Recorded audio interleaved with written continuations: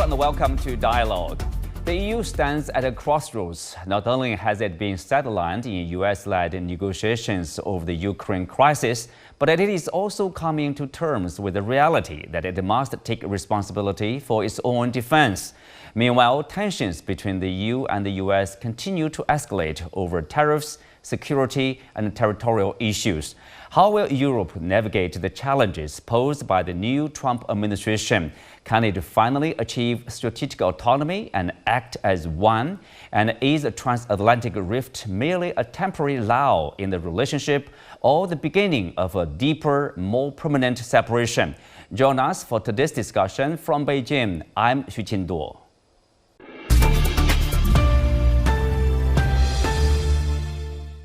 Joining us for today's show are Dr. Matthias Bauer, Director at the European Center for International Political Economy, Huang Jing University Professor with Shanghai International Studies University, and Josef Gregory Mahoney, Professor of Politics from East China Normal University. Welcome to Dialogue. So, Professor Mahoney, we'll start with you. So we have the latest that there is a tentative agreement in terms of this Black Sea shaping green navigation. The deal, of course, in exchange will enable the U.S. to lift some of the sanctions in terms of Russia's food, fertilizer, and shipping sectors. So I want to have your take of this latest achievement. Is it really something solid, at least for the partial, say, a ceasefire? Well, I think we all want to be optimistic that we're going to see this conflict coming to an end, even if we might be uncomfortable with the terms and how they're being negotiated. I think it's premature to draw conclusions on what some people are calling the maritime ceasefire. We do hear this being promoted by the American side, but Russia is saying that it's conditional, that Russia needs to be allowed back into the SWIFT system, that sanctions on some of Russia's key banks need to be lifted. And although we hear that maybe the White House might be prepared to make some of those concessions, I don't think we've heard those concessions specifically. So I think we'll have to see how this develops over the next day or so to see whether or not it has real legs. Professor Huang Jing, what's your observation so far? I agree with Professor Mahoney. I think it's a little bit too early to say that we're going to end this conflict the way, we expect. I think the Russians obviously has more appetite and have something else. And I think there's a tough negotiation going on.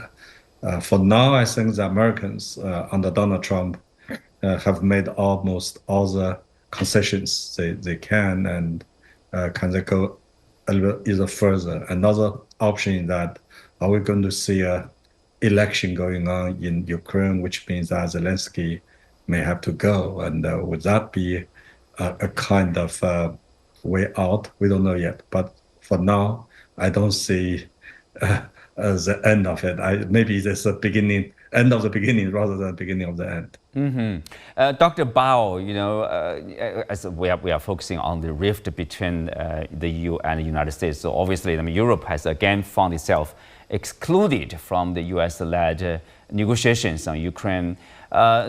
Despite the war happening in its own backyard, so what do you make of the US policies or US strategic change? Is it purposefully, somehow leaving out the EU? Well, policymakers in EU capitals nor in the Commission are very much abused about being sidelined. But I must admit that and this is probably true for our European political leaders, do see a grain of hope in the discussions as they are continuing to take place. It remains to be seen whether they materialize in something bigger in the end, ultimately an end of the war. Dr. Bao, how do you characterize the current relationship between Europe and the US right now? Well, the relationship has been better, that's for sure. But given that the political talks, the state of diplomacy has been shaken up by the current Trump administration and the so-called MAGA movement. We still should not forget about the medium-term and long-term relationship after the Trump administration. America First policies, they have certainly driven the wedge between the United States administrations and others, including Europe. But we in Europe, we still share a common history, some common values, and also some vital security interests with the United States. Yeah. And this cannot be, overcome by just one presidential election cycle.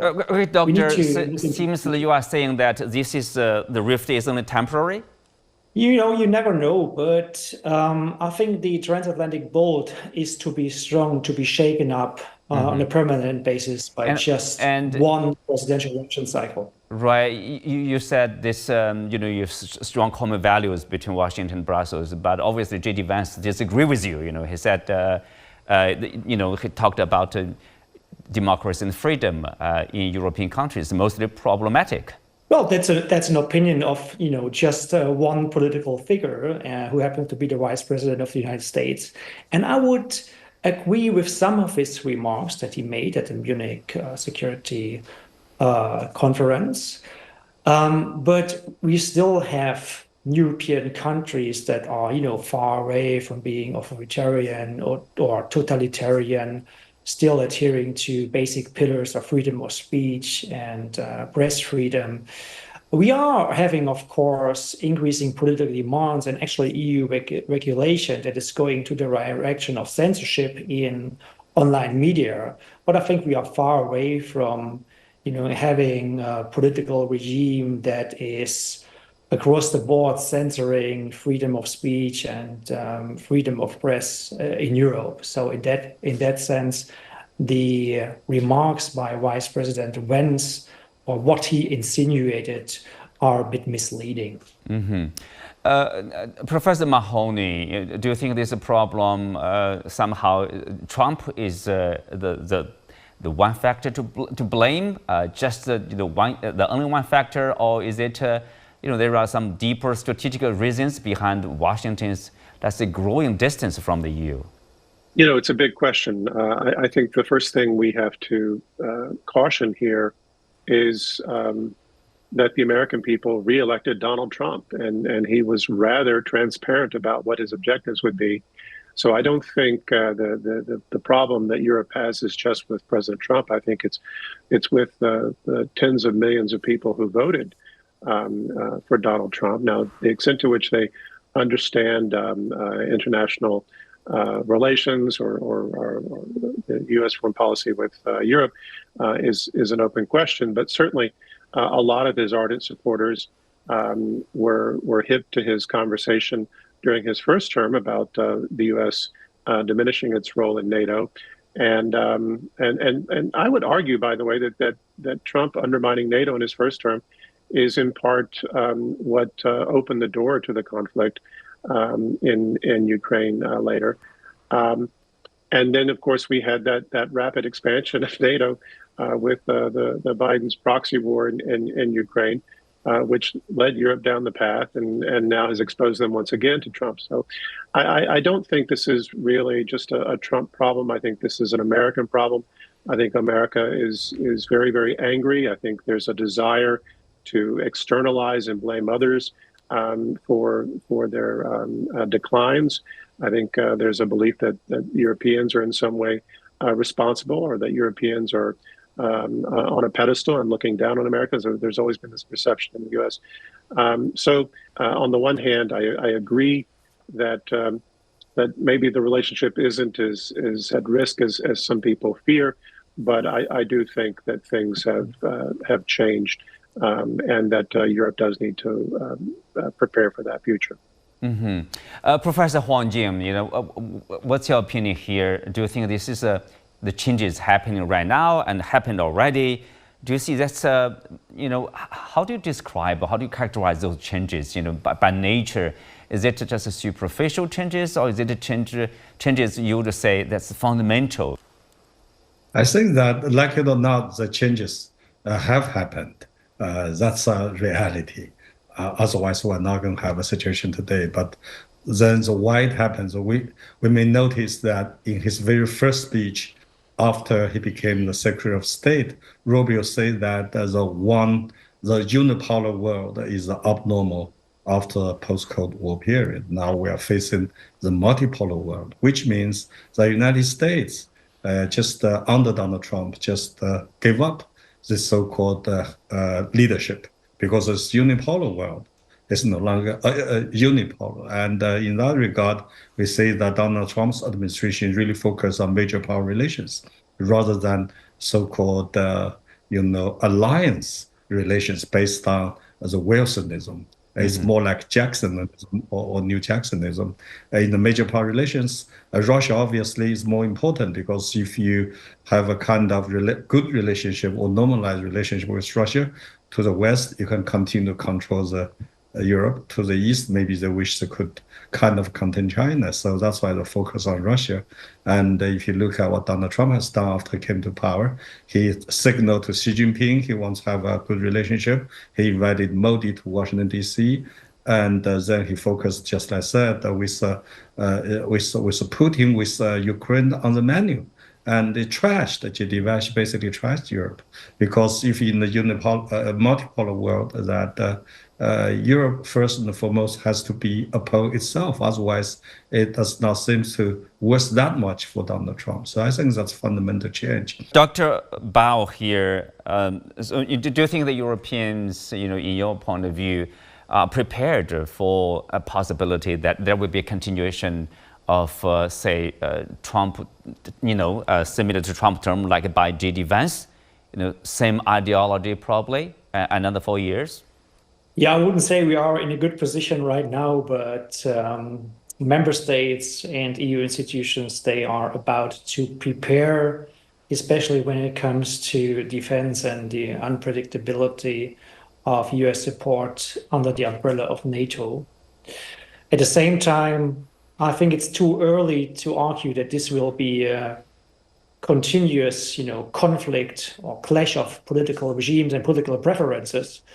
We are approaching midterm elections in about 1.5 years from now, and things could actually look already different, initiate a different political debate in the United States, which will also translate into a different international debate. But that remains to be seen, especially given that the Trump administration has also been announcing big changes when it comes to taxation. Then they can, of course, have a huge impact on midterm elections. But back to your questions, are Europeans prepared? I think they are going to prepare. We have a huge political preference for expanding our defense budget, and initiatives are already going their way. That requires substantial fiscal effort, of course, and a reshuffling of national and EU budgets. But this is already going to happen. It will not happen, from one day to the other, but it's a gradual process that has been initiated. I would be much more concerned about how the EU will manage to strengthen its industrial and technological base in the future, which, in my eyes, requires a completely different set of policies in the EU. Professor Mahoney, if you look at the major power relationship, but what's your reading of the goal of the Trump administration, for example, in terms of Greenland? Is he serious to take over Greenland, to make America physically greater again? Well, I think that we've seen Trump already bully a number of smaller countries into acquiescing to his demands. We saw the coercion of Colombia and Panama. We've seen intense economic pressure being brought to bear against Mexico and Canada. Even betraying the trade agreement that he negotiated with Canada as a replacement of NAFTA. At the same time, I do think that there are limits to Trump's ability to get what he wants. I think we're seeing some of those limits play out in terms of how he's trying to end the conflict in Ukraine. I think he's going to have to give up a lot more than he maybe imagined. Earlier you mentioned about the challenges for the European Union in particular, of course, to achieve its own strategic autonomy, but also you mentioned about innovation, probably tech competition. Tell us more on that. What's the thinking in the European capitals here? Yeah, when you refer to strategic autonomy, there are many voices in my mind popping up. It is a difficult term to put it that way. Strategic autonomy emerged as a political concept, a concept guiding EU policymaking in the mid-2010s as a political response of EU institutions, which were facing a severe trust crisis. So many European citizens didn't put value in EU institutions anymore following the Eurozone crisis, the economic and sovereign debt crisis, after which many EU countries found themselves in a protracted economic struggle. And EU institutions were looking for a new political narrative or a raison d'être, basically. And they ended up with strategic autonomy, which was used to counter perceived threats such as value chain disruptions, increasing technological and economic dependencies on others outside the EU. And EU institutions were already piggybacking on what happened in the United States with the first Trump political campaign and the first presidency, ultimately, in which he and his fellows were strongly pushing for America First policies. So the strategic autonomy debate, accompanied by notions such as sovereignty or resilience, needs to interpreted in light of these developments. Now it's a very fashionable term in Brussels, and unfortunately it can mean anything, depending on who you ask and what you are going to talk about. Mm-hmm. It is now being used as a justification for economic and industrial policies, for trade and competition policies, and of course for EU defense policies. And that makes it very, very hard to engage in a reasonable prioritization of policy areas on the very, very broad list of EU political initiatives. Mm-hmm. But currently, it seems like the priority for the European Union, obviously, is the defense, self-defense capability. We have seen numbers like 800 billion euros. Of course, there's a funding, and then additional 150 billion in debt financing for military expansion. So almost 1 trillion euros. Is that enough? Mm-hmm. That remains to be seen. But the reprioritization, and I would actually say it's the first prioritization of defense as concerns contemporary EU policy making. It is reasonable, and it's not a surprise that it is ranking so high now, given that the major global power, Russia, has been waging a war against a sovereign European country, which happens to be a neighboring country to EU member states, right? And defense, if you look at the theory of state, it has always been a traditional domain, if not the domain of any government activity. And it is reasonable that it popped up again in Europe. It's the right approach. It requires to reshuffle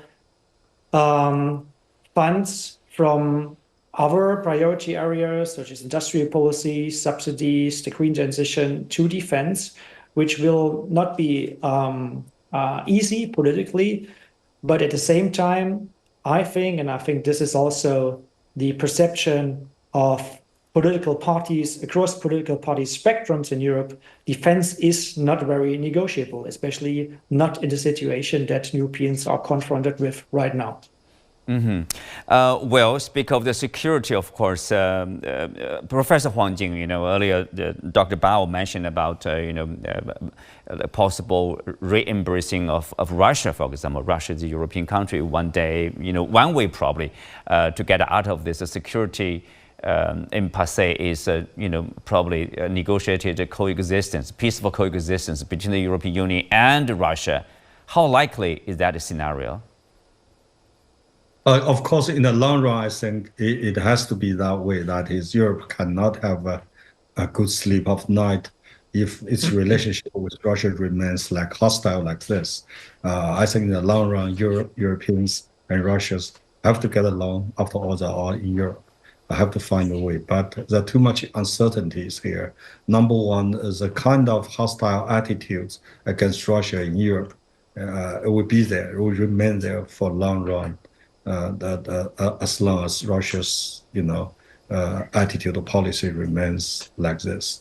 And secondly, of course, the Europe had to find, just like Dr. Bauer just said, find a common ground or kind of convergence on the Russian issue.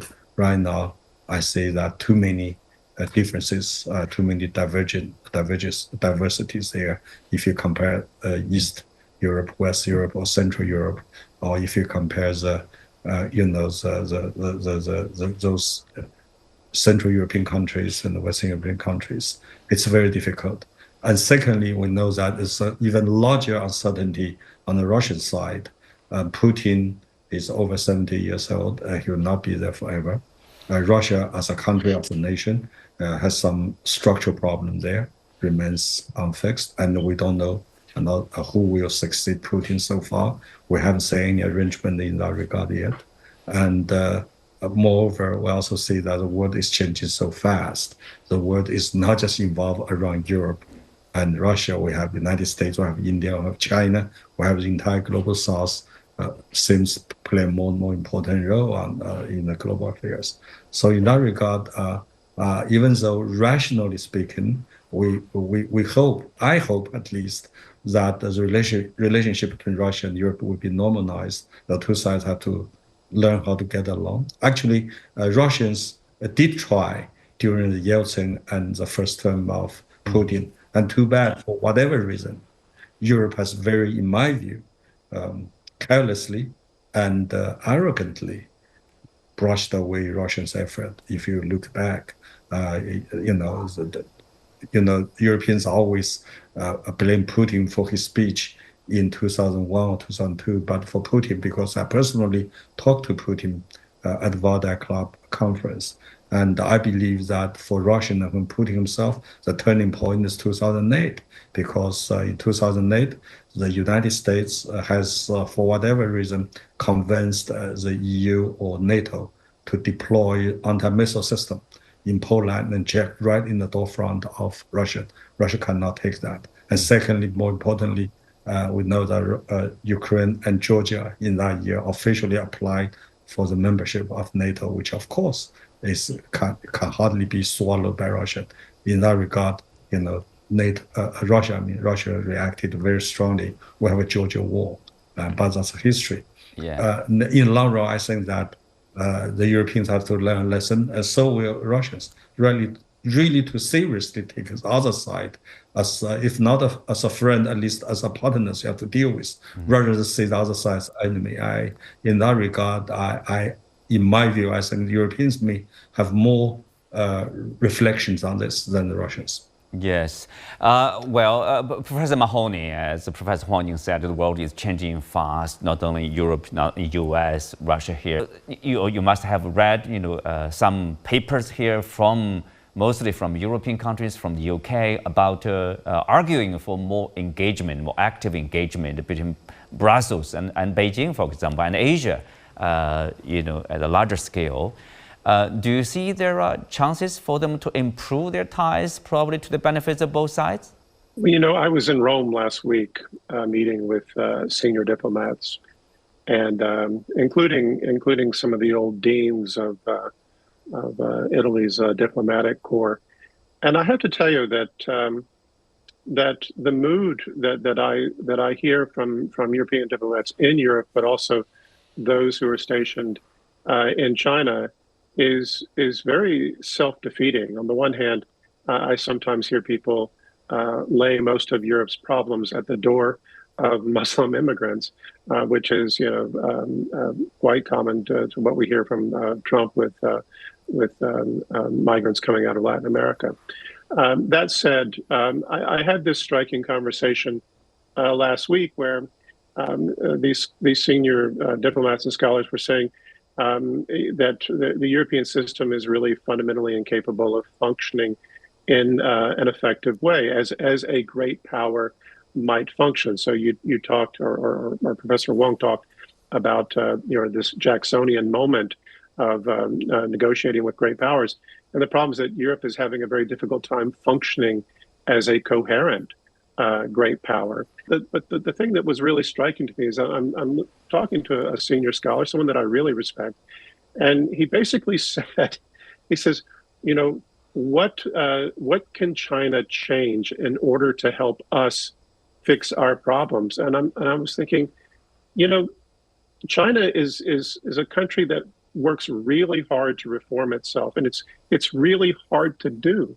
It's painful to do. It's almost akin to cutting your own wrists at times. And what we see is that Europe is still struggling, and I think there's just this deep misunderstanding in Europe about its own capacity, and certainly I think it frustrates not only the United States and Russia, but also China, because they don't really see that they're dealing with a rational, capable, great power actor in the European Commission or some of the other European institutions. Mm-hmm. Dr. Bauer, in the last words, what's the prospect of European Union achieving a higher level of, say, self-defense capability? It's difficult to say. I'm not a defense expert, but the money has brought to the tracks. It's an initiative that's just been kicked off. You won't resolve Europe's defense capacity problem overnight, that for sure. But I would say that what we need now is, first of all, money being spent effectively and efficiently. We need transparency in public procurement. We probably need joint public procurement. All that's been written, all that's been already available on paper. It remains to be seen how it's going to be implemented and enforced. But Europe should not forget that Europe's strategic autonomy in defense goes beyond military capacity. It also requires a strong industrial and technological base. And here, Europe should do much more internally in terms of working towards a much more fully integrated single market that becomes close to what we see in the United States and China, where we see not only just, more or less one language, but also a much better functioning single market, allowing businesses to innovate and scale like crazy, all that we do not have in the EU. On that note, we come to the end of today's discussion. Many thanks to our guests. You can also watch us on the CGTN app on YouTube. Thank you for being with us. I'm Xu Qinduo. See you next time.